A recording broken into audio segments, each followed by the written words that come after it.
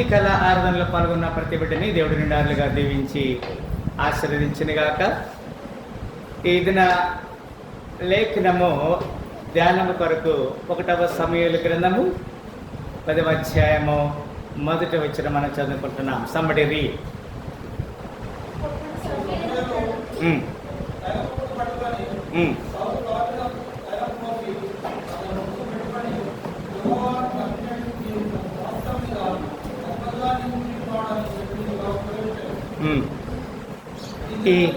Thank you. ఈ సాయంకాల సమయంలో దేవుని లేఖనాన్ని మనం చూసినట్లయితే ఇట్లారా దేవుడు ఇక్కడ మనతో కొన్ని మాటలు స్పష్టంగా తెలియజేస్తున్నాడు. అప్పుడు సమూయేలు తైలపు బుడ్డిని తీసుకొని పట్టుకొని ఏం చేశాడు? సౌలు తల మీద పోసాడు. గమనించండి క్లారా, సౌలు వేరు, పౌలు వేరు. సౌలు అంటేనేమో మరి పాత నిబంధనలోని ఇశ్రాయేలుకు మొట్టమొదట రాజుగా ఉన్నాడు. అదే పౌలు అయితేనేమో మరి సౌలుని పౌలుగా మార్చిన సందర్భంలో నూతన నిబంధనలో అపోస్తుల కార్యముల గ్రంథంలో మనం అతని గురించి చూడగలుగుతున్నాం.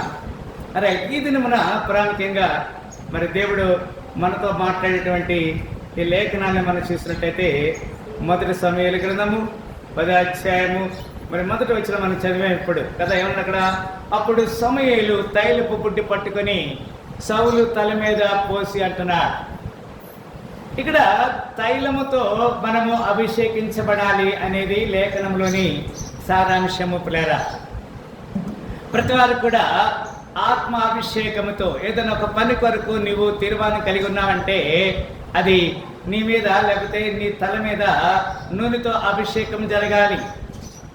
యేసుక్రీస్తు వారు మరి తన మరి జీవితంలో చెప్పినటువంటి ఒక మాట, మీరు నా వలన విన్న సంగతుల కొరకు మీరు యెరూషలేములో కనిపెట్టుకొని ఉండుడి, మీరు పరిశుద్ధాత్మటువంటి వరమును మీరు పొందుతారని లేఖనంలో మనం చూసాం. అపొస్తలుల కార్యములు 1వ అధ్యాయం చూడొక మాట. అపొస్తలుల కార్యములు 1వ అధ్యాయము ఒక మాట మనం చూస్తున్నాం. 4వ వచనం చూడండి. ఆయన వారిని కలుసుకుని ఇలాగ ఆజ్ఞాపించెను,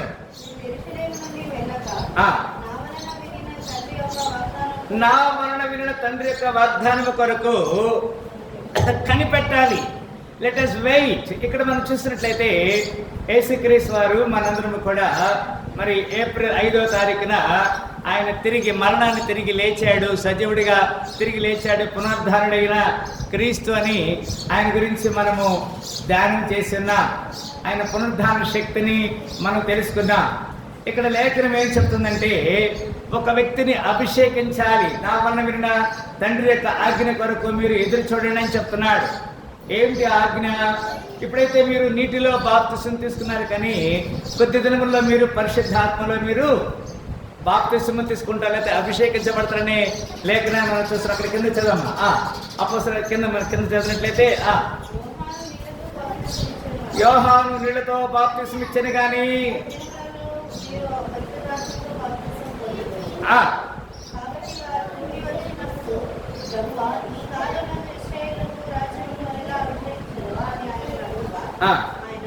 ఒక మాట 5వ వచనం చూస్తున్నా. యోహాను నీళ్లతో బాప్తిసం ఇచ్చను కానీ కొద్ది దినముల్లోగా మీరు పరిశుద్ధాత్మలో బాప్తిసం పొందురంటాడు. ఇప్పుడు ప్రతి వారు కూడా పరిశుద్ధాత్మ అనేటువంటి వరాన్ని మనం పొందుకోవాలి. ఆత్మాభిషేకంతో మనందరం ఉండాలి. ఈ ఆత్మాభిషేకమే ఎప్పుడైతే ఒకరి మీద తల మీద నూనె పోసి వారి కొరకు ప్రార్థన చేస్తామో లేదా వారి కొరకు అభిషేకిస్తామో మన మీదకి దేవుని ఆత్మ బలముగా వస్తుంది. దాన్ని పరిశుద్ధాత్మ అనే లేఖనంలో ఇక్కడ స్పష్టంగా తెలియజేస్తున్నాడు. ద్వారా మనము సమూయేలు అనేటువంటి న్యాయాధిపతి, ఇశ్రాయేలులకు అతను ఆఖరి న్యాయాధిపతి, ఇశ్రాయేలుకి అతను మొట్టమొదటి ప్రవక్తగా కూడా ఉన్నాడు. ఇతని ద్వారా దేవుడు సౌలుని రాజుగా అభిషేకించాడు. ఆ తర్వాత దావీదుని రాజుగా అభిషేకించాడు. ఆ తర్వాత అతని ద్వారా ఎన్నో అద్భుత కార్యాలు జరిగినాయి. ఇక్కడ ఎందుకు నేను ఈ మాట చెప్తానంటే పేరా, మనందరము కూడా తైలాభిషేకంతో మనందరం కూడా అభిషేకించబడాలి. ఎప్పుడైతే మనం తైలాభిషేకంతో అభిషేకించబడతామో పరిశుద్ధాత్మ వరాన్ని మనం చూస్తాం. 1వ సమూయేలు 2వ అధ్యాయము 10వ వచనం ఈ విధంగా రాయబడినది. 1 సమూయేలు 2వ అధ్యాయము 10వ వచనం ఈ విధంగా రాయబడినది.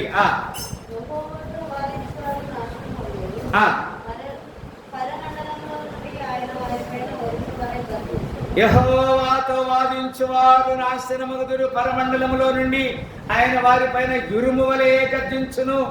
లోకపు సరిహద్దులలో నుండి వారికి ఆయన తీర్పు తీర్చును. తాను నియమించిన రాజునకు ఆయన బలమిచ్చును. తాను అభిషేకించిన వారికి ఏం చేస్తాడు? అధిక బలము కలుగును అంటాడు. మనందరూ కూడా నూనెతో అభిషేకించబడాలి. దేవుని పరిశుద్ధాత్మతో అభిషేకించబడాలి. దేవునితో మనం అభిషేకించబడాలని వాక్యం తెలియజేస్తుంది. దేవుని యొక్క లేఖనము మనం తెలియజేస్తున్నాడు. అంత మాత్రమే కాదు. 1 సమూయేలు 9వ అధ్యాయము 16వ వచనం, అక్కడ 1 సమూయేలు 9వ అధ్యాయము 16వ వచనం ఈ విధంగా వ్రాయబడినది. ఎట్లనగా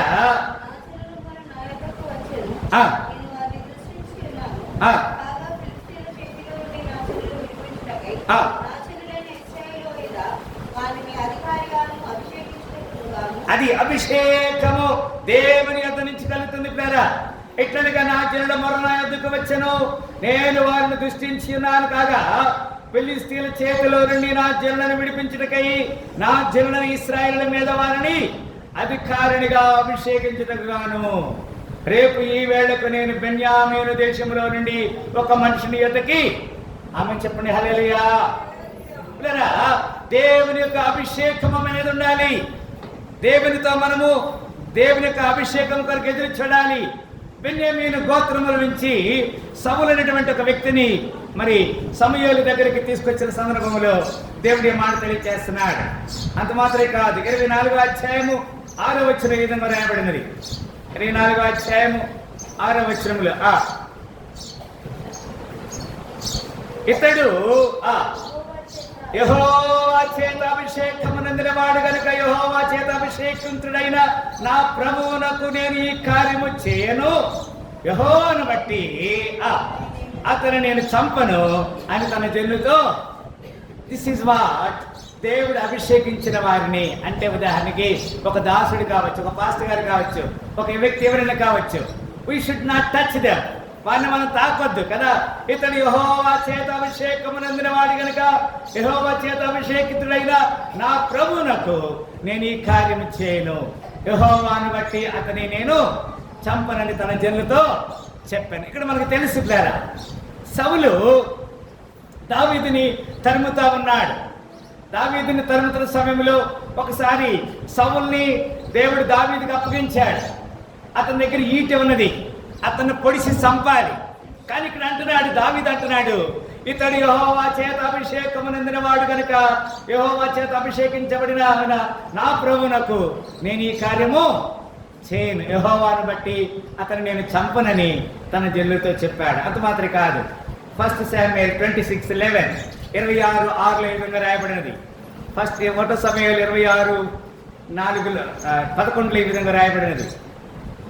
యెహోవా చేత అభిషేకమునందిన వారిని చదమ్మా, నేను చంపను, అలాగూ నేను చేయకుండా యెహోవా నన్ను ఆపునుగాక. అయితే అతని తలగడ దగ్గరనున్న ఈటెను నీళ్ల బుడ్డిని తీసుకొని మనం వెళ్ళిపోదాం రమ్మని అభిషేక్తో చెప్పి ఇదే సంఘటన జరిగింది.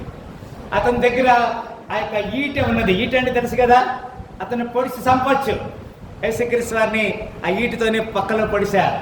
ఆ ఈటతో పొడిచి చంపొచ్చు. అతన్ని రాజుని అతనికి అప్పగించాడు, సౌలు రాజుని. వాస్తవానికి ఆ సౌలు దావీదుని చంపాలని బయలుదేరాడు. But when he had the opportunity to kill him, he was simply rejected. చూడండి ప్రేరా, అతను తృణీకరించాడు. నేను దేవుని చేత అభిషేకించిన వారిని నేను చంపనని చెప్పాడు. 2వ రాజులు 9వ అధ్యాయము 3-6 వరకు. 2వ రాజులు 9వ అధ్యాయము 3-6 వరకు ఈ విధంగా వ్రాయబడినది. తైలపు గిన్నె తీసుకొని చదవడా, అతని తల మీద తైలము పోసి నేను నిన్ను ఇశ్రాయేలు మీద పట్టాభిషిక్తునిగా చేసి తనని యెహోవా సెలవిచ్చున్నాడని అతనితో చెప్పి ఆలస్యము చేయక తలుపు తీసి పారిపోమ్ము. యవనుడైన ఆ ప్రవక్త పౌలుని బయలుదేరి రమోత్గిలాదునకు వచ్చినప్పటికీ సైన్యముల గదిలో కూర్చొని ఉండిరి. అప్పుడు అతడు, అధిపతి నీకొక సమాచారం చర్చితునని చెప్పగా, యెహోవా ఈ అందరిలో అది ఎవరికి గుర్చినదని అడగగా, అతడు, అధిపతి నిన్ను గుర్చినదే అని. అందుకు యెహోవా లేచి ఇంటిలో ప్రవేశించెను.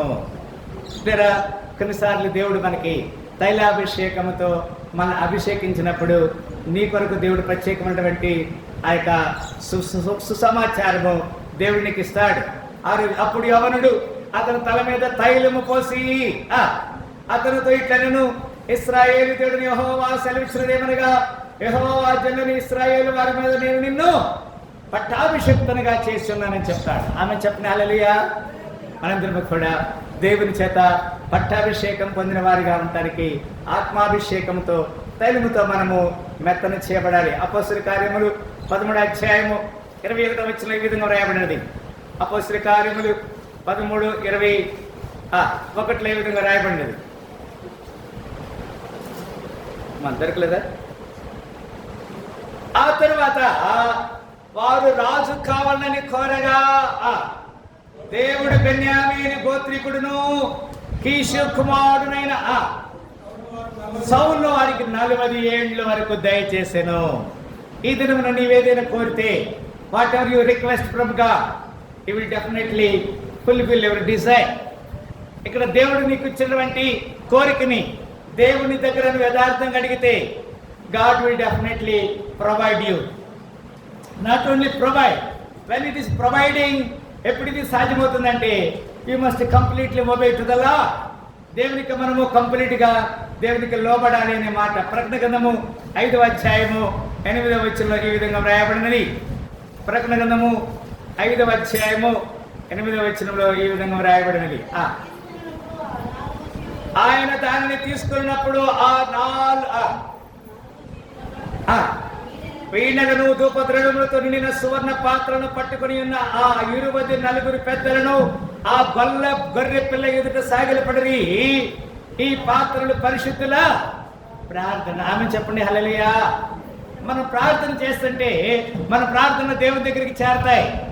నీవు when you are praying day and night without ceasing, ఎడబాటు లేకుండా ఉదయం రాత్రి దేవుని కొరకు విజ్ఞాపన చేస్తే నీ ప్రార్థన దేవుని దగ్గరికి వెళ్తాది. ఆ 24 పెద్దలు ఆ యొక్క ప్రార్థన వారు అంగీకరిస్తారు.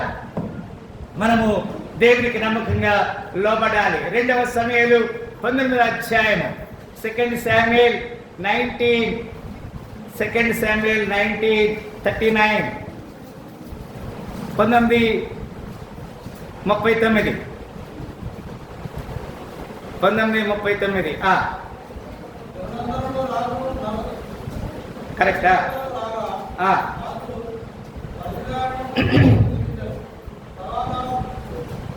జనులందరూ రాజును నది అవతలకు రాగా, రాజు బర్జిల్లయిని ముద్దు పెట్టుకుని దీవించెను. తర్వాత బర్జిల్లయి తన స్థలమునకు వెళ్ళిపోయాను అంటాడు. ఇక్కడ బర్జిల్లయి ఎవరు? ఇక్కడ రాజుకు సహాయం చేసే వ్యక్తి. ఒక సందర్భంలో మరి షాలోం అనేటువంటి ఒక దావీదు కుమారుడు దావీదు మీద వ్యతిరేకంగా బయలుదేరాడు. దావీదును చంపాలని ప్రయత్నం చేశాడు. రాజ్యం నాకు కావాలని అతను ప్రయత్నం చేశాడు. ఆ తర్వాత అక్కడ బర్జిల్లయి అయినటువంటి ఒక వ్యక్తి అతన్ని దావీదుని స్వీకరించాడు. కనుక దావీదు ఏం చేశాడు? రాజు బర్జిల్లయిని ఏం చేశాడు? ముద్దు పెట్టుకుని దీవించడనే మాటని మనం చూడగలుగుతున్నాం. అంత మాత్రమే కాదు, అక్కడే 19వ అధ్యాయం 18 ఒకసారి చదవండి. అక్కడే 19వ అధ్యాయం 1వ రాజులు 1వ సమూయేలు కాదు, 1వ రాజులు 19వ అధ్యాయం 18వ వచనం. 19:18 రైట్. కరెక్టేనా? ఆయనను ఇశ్రాయేలు వారిలో బయలుకు మోకాళ్ళను కయ్య నోటితో వారిని ముద్దు పెట్టుకుని కై నుండి 7,000 మంది నాకు ఇంకను మిగిలి ఉన్నారంటాడు. అహాబు రాజు యెజెబెలు రాణి ఇశ్రాయేలుకి రాణిగా ఉన్నారు. కానీ వారు బయలుదేవతకి మోకాళ్ళని మోకరిస్తున్నారు. ఏలియా ఒక్కడే ఛాలెంజ్ చేశాడు. ఆకాశం నుంచి అగ్నిని కురిపించాడు.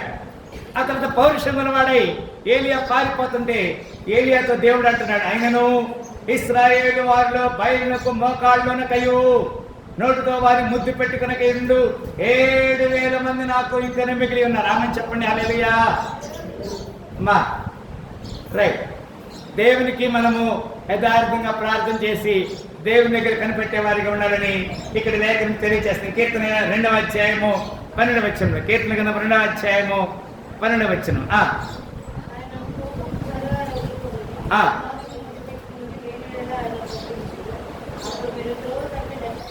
ఇక్కడ చక్కని మాట చెప్తున్నాడు. ఆయన కోపము త్వరగా రగులుకొనును, కుమారుని ముద్దు పెట్టుకుని లేని ఎడలా ఏం చేస్తున్నాడు? ఆయన కోపించును, అప్పుడు మీరు ఏం చేస్తారు? త్రోవ తప్పి నశించెదరు. ఆయనను ఆశ్రయించేవారు ధన్యులు. ఆమె చెప్పండి హల్లెలూయా. ఎక్కడైనా సరే మనము కొంచెం తప్పిపోతే ఆత్మీయంగా నేను మిమ్మల్ని హెచ్చరిక చేస్తున్నాను. ఆయన కోపము త్వరగా రగులుకొను, కుమారుని ముద్దు పెట్టుకొనడి లేని ఎడల ఆయన కోపించును, అప్పుడు మీరు త్రోవ తప్పి నశించెదరు. ఆయనను ఆశ్రయించువారు అందరూ ధన్యులని లేఖనంలో చూస్తున్నారు. హోషేయ గ్రంథము 13:2. హోషేయ 13:2 త్వరగా చేయండి. ఇక నా దగ్గర కొన్ని రిఫరెన్స్ ఉన్నాయి, త్వరగా. హోషేయ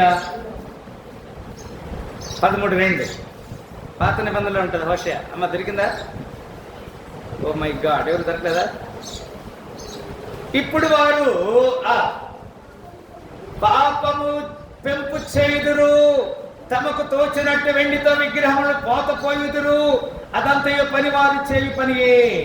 వాటికి బలులను అర్పించువారు దూడలను ముద్దు పెట్టుకుని చెప్పుదురు అంటాడు. We should not bow down anyway. మనం ఎక్కడ కూడా మోకరించకూడదు, ఎక్కడ కూడా నమస్కారం చేయకూడదు, ఎవరిని మనం హారం చేయకూడదు. వితౌట్ గాడ్, దేవునికి ఇవ్వాల్సినటువంటి ఘనతని దేవునికి మాత్రమే ఇవ్వాలి. ఎక్కడ కూడా త్రోవ తప్పి దేవునికి అవిధేయతగా మీరు జీవించకూడదు. వాళ్ళు చేసేది నేను చేస్తున్నాను, అందరూ నేను కూడా చేస్తున్నాను, నథింగ్ డే. అది దేవునికి ఇష్టమైన పని కాదు ప్రేర. 1 తెస్సలోని 5:26 కొత్త నిబంధనలో 1 తెస్సలోని 5:26 ఈ విధంగా రాయబడింది. 1 తెస్సలోని 5:26 కరెక్ట్. పవిత్రమైన ముద్దు పెట్టుకొని చదరా. పవిత్రమైన ముద్దు పెట్టుకొని సహోదరులందరికీ వందనములు చేయండి. అంటే ఎంత ప్రేమతో మనల్ని దేవుడు హెచ్చరిక చేస్తున్నాడంటే, దేవుని కొరకు మనము ఒక అభిషేకం పొందినటువంటి ప్రత్యేకమైన జన్మగా ఉండాలని దేవుడు కోరుకున్నాడు. 1 సమూయేలు 8:9. 1 సమూయేలు 8వ అధ్యాయము 9 త్వరగా. 1 శామ్యూయేల్ 8:9 దొరకలేదా? అయితే ఏలబోము రాజు ఎట్టివాడగును, నీవే సాక్షివై వారికి దృఢముగా తెలియచేయము. ఆ రోజుల్లో వారు ఏమన్నారంటే, మాకు రాజు కావాలి కదా, అందరికీ ఉన్నారు అట్లుగా, అన్ని దేశాలకి రాజు ఉన్నట్లుగా మాకు కూడా ఒక రాజు కావాలి. Show them the manner of the king. King ఏ విధంగా ఉంటాడు, రాజు ఏ విధంగా ఉంటాడో మాకు తెలియచేయమని చెప్పాడు కదా. మనము మన రాజు నన్నే, భూ సంబంధంగా ఎవరు మనకు రాజు లేరు. రాజులు మనకెవరు లేరు, చోరులు మనకెవరు, రాజులు మనకెవరు లేరు, చోరులు సైన్యములకు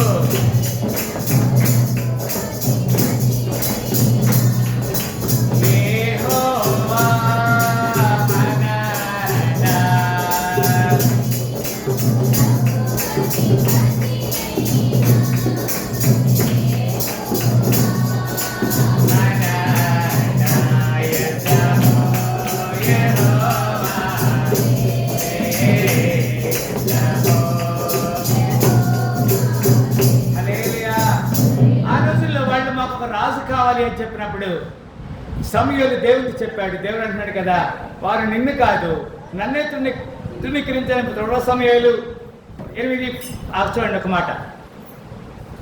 1 సమూయేలు 8:19 వచ్చింది. 8:19 1 Samuel 8:19. అయినను జనులు సమూయేలు యొక్క మాట చెవిని పెట్టనులకు అలాగున కాదు. చదవ 20 వచ్చింది. ఏమన్నా అక్కడ? అలాగున కాదు, జనులు చేయ రీతిని మేమును చేయనట్లు మాకు ఏం కావాలి? మాకు రాజు కావాలి. మాకు రాజు మాకు న్యాయము తీర్చును, మా ముందర పోవును, అతడే మా యుద్ధంలో జరిగించును. They really rejected the creator of the king. ఈ సృష్టికర్త అయిన రాజును వారు తృణీకరించి మాకు రాజు కావాలి, రాజు కావాలంటే సమూయేలు ప్రవక్తను పంపించి నూనెతో అభిషేకించి సౌలుని రాజుగా వారికి అభిషేకం చేశాడు. అక్కడే 1 Samuel 13:14 13వ అధ్యాయము 14వ వచనం ఈ విధంగా రాయబడినది. 13వ అధ్యాయము, యెహోవా తన చిత్తానుసారమైన మనసు గల ఒకరిని కనుగొనినాడు. మీకు ఆజ్ఞాపించిన దానిని నీవు గైకొనకపోతే కనుక యెహోవా తన జనుల మీద అతనిని అధిపతినిగా నియమించును. లేరా ఇక్కడున్న ప్రతి వారిలో మనం అర్థం చేసుకోవాలి. God want to give you the ability according to your ability. He want to give you the position. ఆయన నీకున్న సామర్థ్యాన్ని బట్టి నీకు ఒక ఒక ఒక ఒక క్రమాన్ని లేకపోతే ఒక ఆధిక్యత నీకు ఇస్తాడు. సౌలు దేవునికి ఆ దినములో నమ్మకంగా ఉన్నాడు కాబట్టి అతన్ని అభిషేకించాడు. దావీదు దేవునికి నమ్మకంగా ఉన్నాడు కాబట్టి అతను అభిషేకించాడు. ఒకవేళ నీవు నేను మనం కూడా దేవునికి నమ్మకంగా ఉంటే దేవుడు నిన్ను నన్ను అభిషేకించవచ్చు. ఒక 2-3 మాటలు ఉండి చదివి నేను ముగిస్తాను. చూడండి, యెహోషువ గ్రంథము 5:14. యెహోషువ గ్రంథము 5వ అధ్యాయం 14 వచ్చి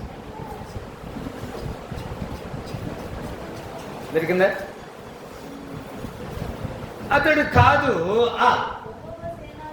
యెహోవా సేనాధిపతిగా నేను వచ్చి ఉన్నానని యెహోషువ నేల మట్టుకు సాగిలపడి నమస్కారం చేసి నా ఏలినవాడా తన దాసునికి సెలవిచ్చినదేమని అడిగాను అంటాడు. పెద్ద గమనించండి, దేవుని దూత నీ నమ్మకత్వాన్ని బట్టి నీ దగ్గరికి, నీ రూములోకి, నీ గదిలోనికి, నీ మంచం దగ్గరికి వచ్చి నిన్ను తాకుతుంది, నిన్ను ముడతాది. నీకున్న బాధ, వ్యాధి, ఇరుకు, ఇబ్బంది, ఆర్థిక మానసిక శోధనలో దేవుని దూత నీ దగ్గరికి రాబడుతుంది. ఎప్పుడు you must be faithful to the lord. దేవునికి మనము యథార్థంగా ఉంటే. అక్కడ 15 వచనం చదవరా ఏమన్నా అక్కడ? అందుకు యెహోవా సేనాధిపతి నీవు నిలిచిన ఈ స్థలము పరిశుద్ధమైనది, నీ పాదరక్షణ తీసివేయమని యెహోషువతో చెప్పగా యెహోషువ అలాగూ చేశాడు. నీ దగ్గరికి దేవుని దూత వచ్చి నిన్ను బలపరుస్తారు. గెత్సేమనే తోటలో యేసుక్రీస్తు వారిని దేవుని దూత వచ్చి బలపరిచింది. తండ్రి నిశ్చితమైతే ఈ పాత్ర నాకు తీసివేయమని చెప్పాడు. అప్పుడు దేవుని దూత వచ్చి యెరూషలేములో నువ్వు నెమ్మది పొందుకుంటావని చెప్పాడు. అంత మాత్రమే కాదు, 2 సమూయేలు 5:2 ఇంకొక మాట కూడా చెప్పి ముగిస్తాను. 2 సమూయేలు 5:2 2 Samuel 5:2.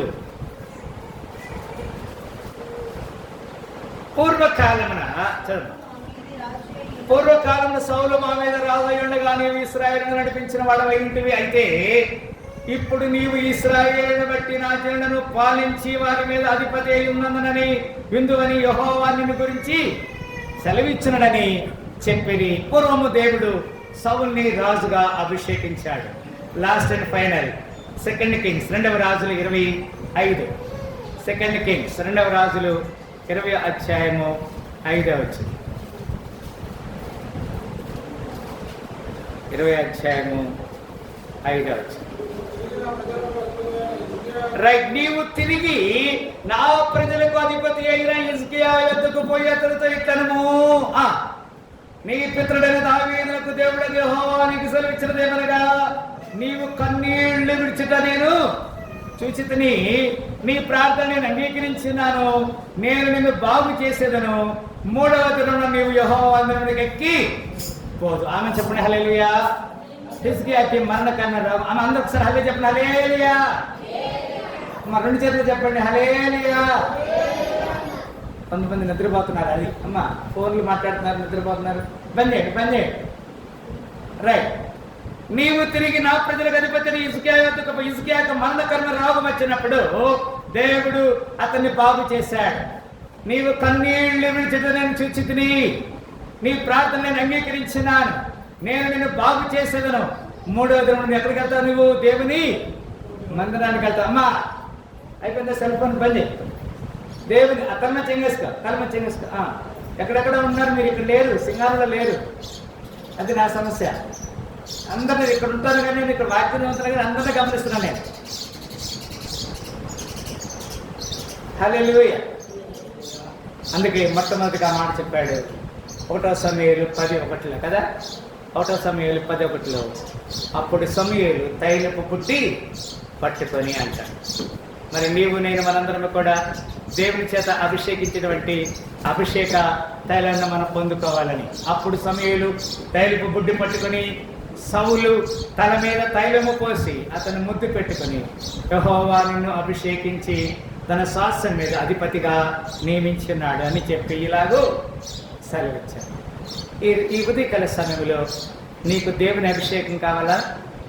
దేవుడు నిన్ను తాకి నిన్ను బలపరచాలా? యెహోషువ యొద్దకే దేవుని దూత పంపబడినది, మరియకు దగ్గరికి దేవుని దూత పంపబడినది. గెత్సెమనే తోటలో దేవుని యేసు ప్రభు ప్రార్థన చేసినప్పుడు దేవుని దూత పంపబడింది. నీ దగ్గరికి కూడా దేవుడు ఇచ్చి నిన్ను బలపరచని కోరుకుంటున్నావా? మోకరించండి.